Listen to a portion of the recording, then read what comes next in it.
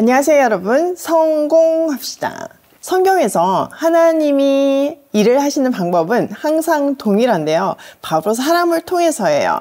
한 사람의 순종을 통해서 하나님은 하나님의 꿈을 이루어 가시고 또 부흥을 일으키는데, 오늘 모세를 통한 그 패턴 한번 보도록 할게요.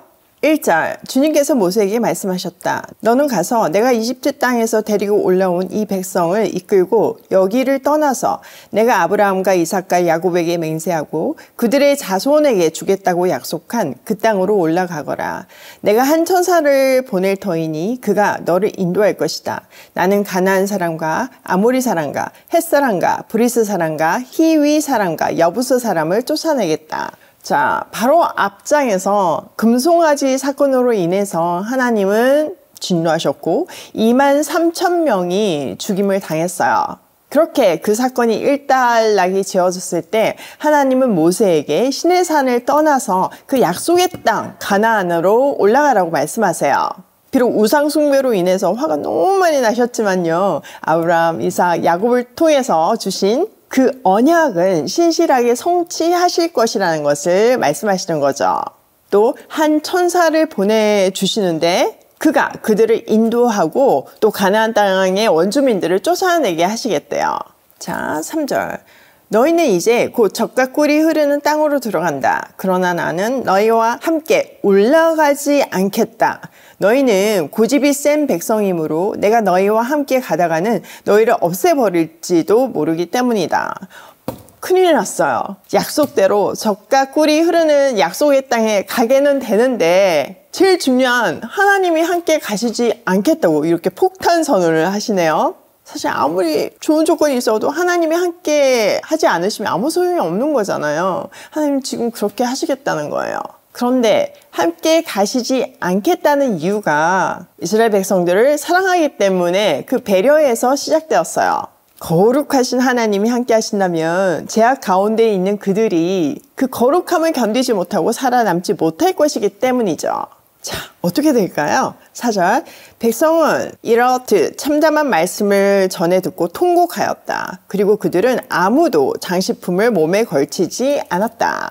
자, 하나님께서 함께 가시지 않겠다는 그 참담한 말씀을 듣고 그들은 통곡하고 장식품을 걸치지 않았어요. 사실 아무리 비옥하고 좋은 곳으로 그 약속의 땅으로 간다 해도 하나님이 함께 하시지 않는 그 자체가 사실 심판이잖아요. 또 여기서 장식품을 하지 않았다. 이거는요, 장식품이라는 거는 사실 엑스트라잖아요. 본질이 아니죠. 그러니까 이런 하나님이 어떤 강력한 말씀을 주셨을 때 비로소 본질이 보이고 비본질이 보이지 않게 된 거예요. 그게 아무 소용이 없음을 알고 내려놓게 된 거죠. 우리 삶에도 이렇게 본질을 분명하게 아는 시간이 필요해요. 자, 5절. 주님께서 모세에게 말씀하셨다. 이스라엘 자손에게 전하여라. 너희는 고집이 센 백성이다. 내가 한순간이라도 너희와 함께 올라가다가는 내가 너희를 아주 없애버릴지도 모른다. 그러니 이제 너희는 너희의 몸에서 장식품을 떼어버려라. 내가 너희에게 어떻게 해야 할지는 이제 결정하겠다. 이스라엘 자손은 호렙산을 떠난 뒤로는 장식품을 달지 않았다. 자, 하나님 모세에게 다시 한번 함께 가지 않겠다고 분명히 말씀하시고 장식품을 떼어버리라고 말씀하세요. 여기서 인생에서 가장 중요한 본질이 무엇인지 분명하게 드러나죠. 그게 뭐예요? 하나님의 함께 하심. 그 본질을 붙잡기 위해서 비본질적인 것을 다 떼어놓고 내려놓으라는 의미로 해석할 수 있어요. 그러면 하나님도 어떻게 하실지 결정하실 거래요. 이렇게 하나님이 강력하게 뜻을 밝히실 때 우리는 1차적으로 스스로 본질과 비본질을 구별할 수 있고 그 비본질적인 것을 1차적으로 내려놓을 수 있어요. 그리고 나서 하나님이 다시 한번 컨펌해 주시죠. 비본질적인 거 다 내려놓으라고요. 그게 하나님 나라 백성들의 삶의 중요한 패턴이어야 해요. 여러분 혹시 비본질적인 거 붙잡고 계신 거 있으신가요? 이 아침에 하나님이 그거 내려놓으라고, 본질이 무엇인지 분명히 보라고 말씀하시고 계세요. 자, 7절. 이스라엘 백성이 진을 칠 때마다 모세는 장막을 거두어 가지고 진 바깥으로 나가 진에서 멀리 떨어진 곳에 그것을 치고 나였다. 모세는 장막을 주님과 만나는 곳이라고 하여 회막이라고 하였다. 주님을 찾을 일이 생기면 누구든지 진 밖에 있는 이 회막으로 갔다. 자, 여기에서 회막과 성막은 달라요. 나중에는 이제 성막이 지어지고 난 뒤에는 성막 안에 있는 것을 회막이라고 하지만요. 지금은 성막이 지어지기 전이고 나중에 그 회막과는 전혀 다른 하나님을 만나는 장소였어요. 이 회막은요, 진 바깥에 멀리 떨어진 곳에 섰는데요. 주님을 찾을 일이 생기면 누구든지 진 밖에 있는 이 회막으로 가서 하나님의 뜻을 구했어요.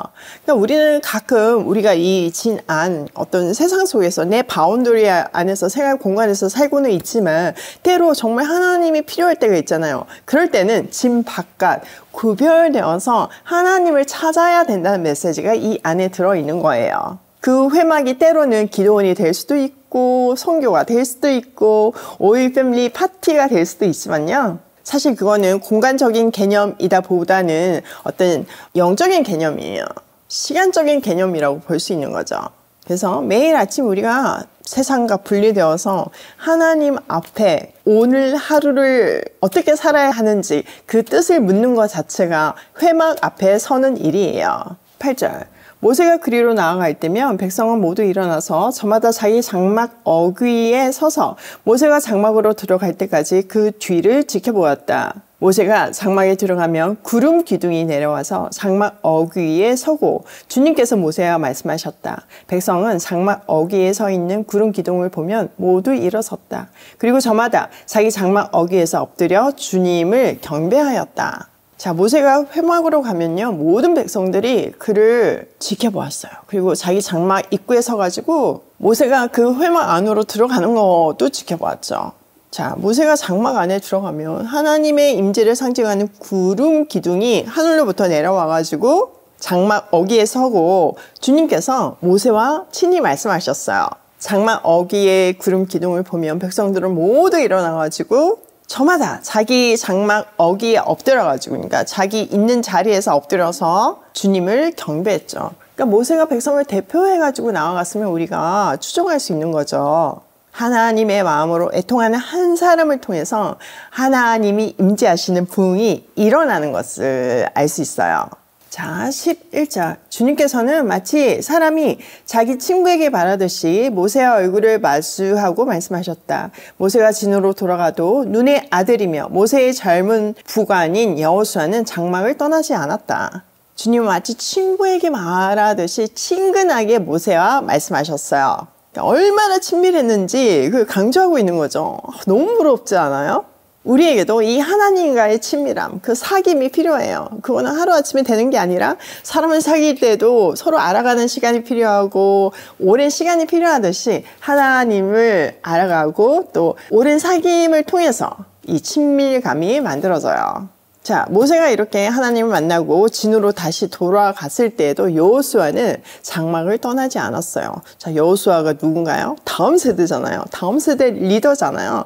하나님은 언제나 그 사람, 또 그 다음 사람은 유한해서 각자의 구간이 있는데 그 구간에서 끊기게 하는 것이 아니라 늘 이렇게 다음 바톤을 이어갈 다음 세대를 예비하신다는 것을 볼 수 있어요. 우리도 늘 다음 세대를 준비해야 되고, 우리가 지금 오일 패밀리라는 사단법인으로 보육원 아이들을 돕고 있잖아요. 그 아이들을 살리는 일을 하고 있잖아요. 그 자체가 다음 세대를 세우는 일이에요. 오일 패밀리 파티 신청 안 하신 분들 얼른 신청하세요. 자, 오늘 내용을 우리 삶에 한번 적용을 해보면요. 첫 번째, 내 인생에 하나님은 함께 하시는 거. 여러분, 이거 너무 중요한 거예요. 여러분, 내가 너무 다 가졌고 부자고 자식들도 잘 되고 다 된다고 해도요, 하나님이 함께 하지 않은 삶은요, 행복할 수가 없어요. 저는 미국에서 그걸 확실히 경험했잖아요. 세상적으로는 다 가졌지만 하나님이 없으니까 결국은 허무함이 저를 사로잡더라고요. 두 번째, 내 삶에서 제거해야 되는 비본질적인 것은 무엇인가? 여러분, 이거는 정말 성령의 조명하심을 받아야지만 우리가 확실히 깨달을 수 있어요. 은혜를 구하면서 보여주셨을 때 탁 내려놓는 멋진 우리가 되면 좋겠어요. 세 번째, 애통하는 한 사람을 통해서 부흥이 일어난다. 이거는 영원한 클래식, 변하지 않는 진리예요. 여러분 한 사람을 통해서 여러분 주위에 부흥이 일어나길 소망합니다. 오늘도 함께 하시는 하나님을 경험하며 나를 통해서 내 주위에 부흥이 일어나길 소원하며 고고싱해요.